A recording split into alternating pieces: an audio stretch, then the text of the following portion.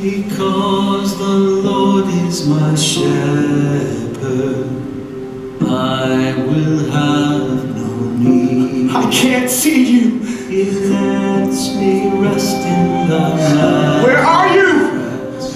And leads me beside the quiet stream. Stop! Stop the singing! Stop! He restores my failing health and helps me to do what honors him most. Please! Even when Please remove this through the valley of death, I will not be afraid. For you walk there with me, guarding me, guiding me all the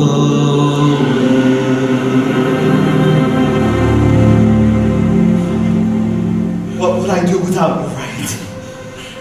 Nothing, my friend. Today I don't want to be a king. Who do you want to be, David? A shepherd boy?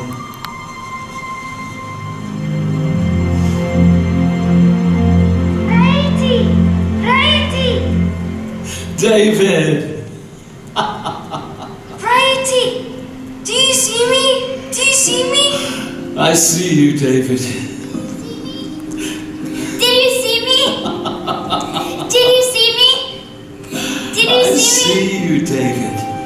I always see you. Only you, Righty. And Mother. I am only a shadow in my father's eyes. Well, think of Joseph, son of Jacob. He was also the least among his brothers and despised. Remember? Of course I remember. But Jacob loved Joseph more than the others. For me, it's not the same. I want to be more than just a shepherd. Well, who do you want to be, David? If I were a great warrior or a mighty king, maybe then. Joseph also had dreams of greatness. Little did his jealous brothers realize when they sold him into slavery that it would only make Joseph stronger. Whether a slave, a prisoner, or a prince of Egypt, Joseph humbled himself, and in due season all of his dreams were realized. He became a mighty man of God that saved his people, even his wicked brothers, from starvation. I see the same for you. Do you really think so? Yes. You're my best friend, Raiti, and a shepherd I will always be, just like you. And you helped me make this. Yes. So that when a bear or a lion attacks, I can defend the lambs. Yes, you can. What's that? I have a new gift for you, David.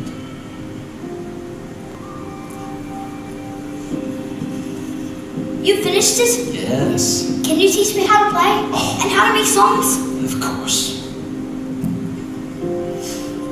Now, begin with the third string. Yes, that's it. I will train your fingers for battle. Hear the music, but find the theme for your song in here.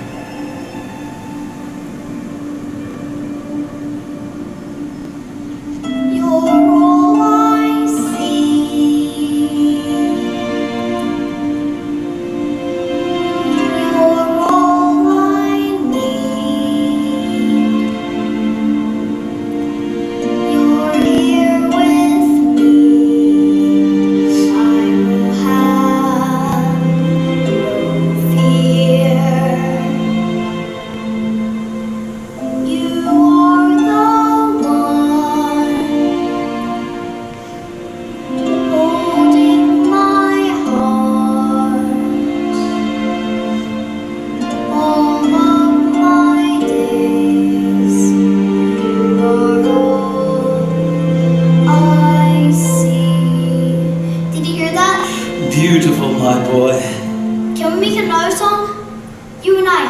about a shepherd, just like us. Of course.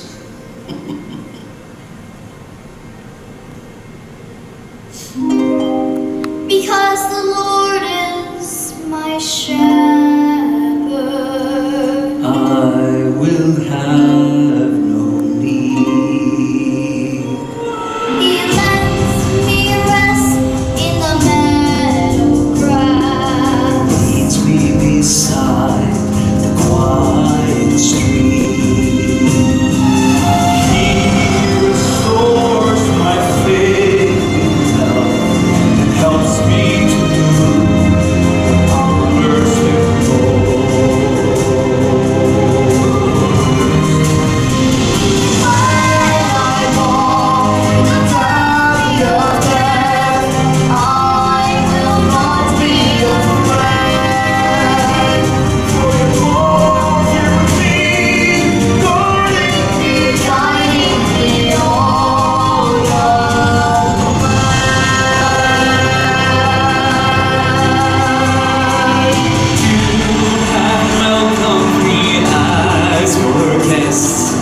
Blessings overflow. You prepare the table before me in the presence of my enemies. Only goodness and mercy will follow me all of the days of my life.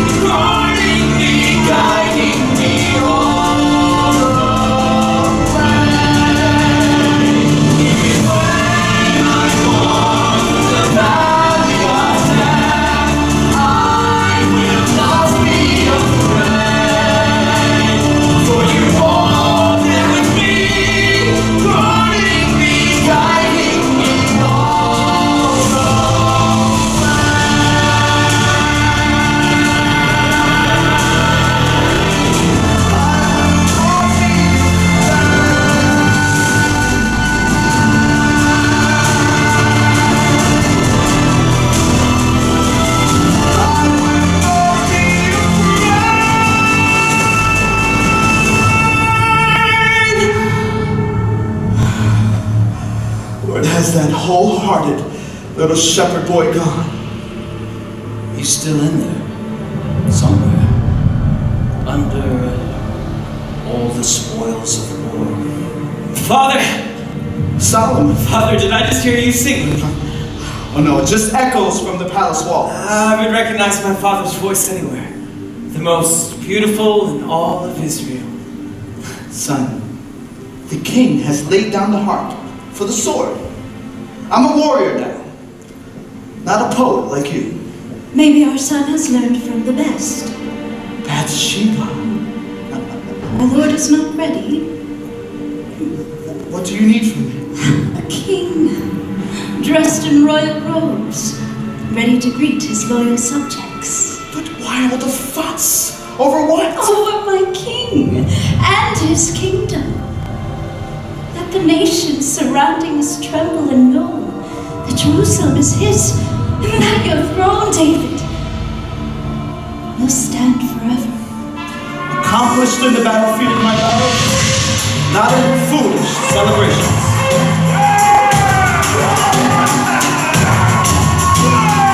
Welcome to Jerusalem, the city of God, the throne of King David. In celebration of the 30th year of his glorious reign, the sons of David present their tribute. All hail his legacy. From generation to generation may his name be honored and praised. Before you, Adonijah, the fourth son of King David, from his wife, Ahinoam. All hail the king! My father and my king, the God of our fathers in his goodness and mercy has brought me forth from your loins. I pray to be as you, strong and courageous, face of the enemy.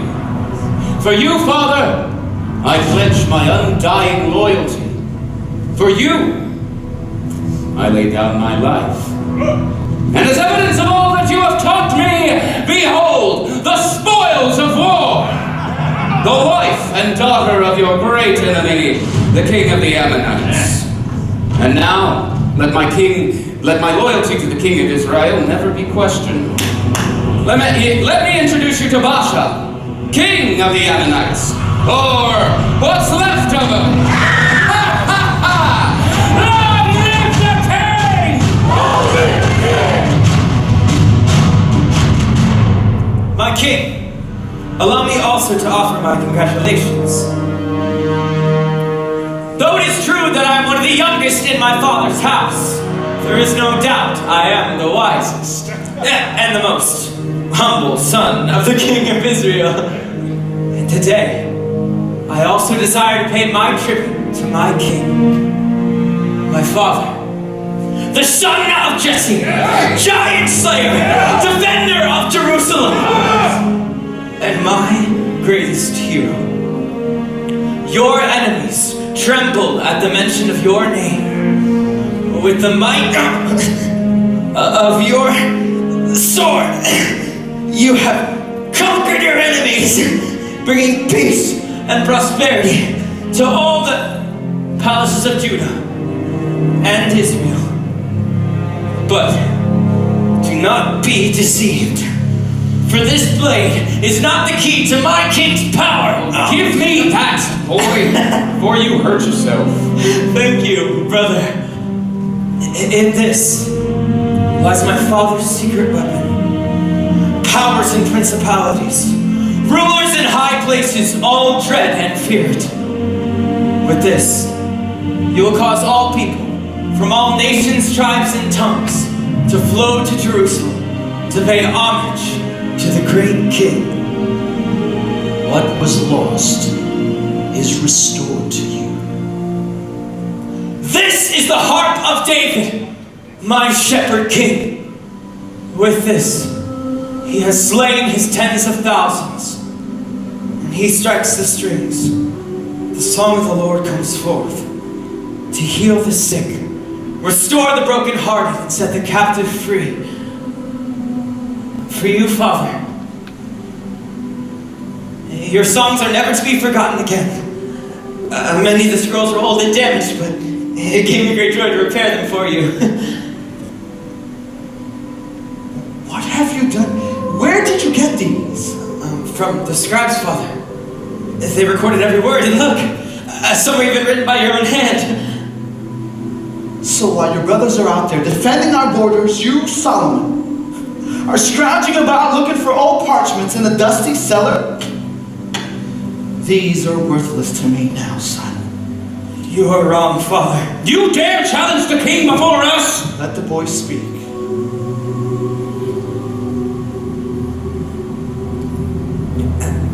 At the sound of your voice, the mighty one of Israel rises to be your shield and defender. I bear witness to my son's words, if I may speak, my lord.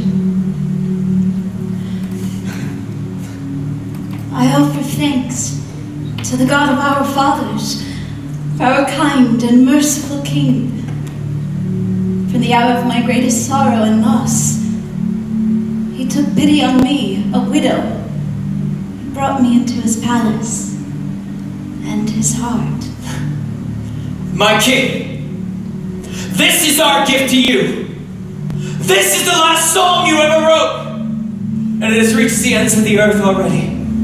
Conquering hearts for the one true God. And now, let everything that has breath praise the Lord! Let everything that has breath, let everything that has breath, praise the Lord.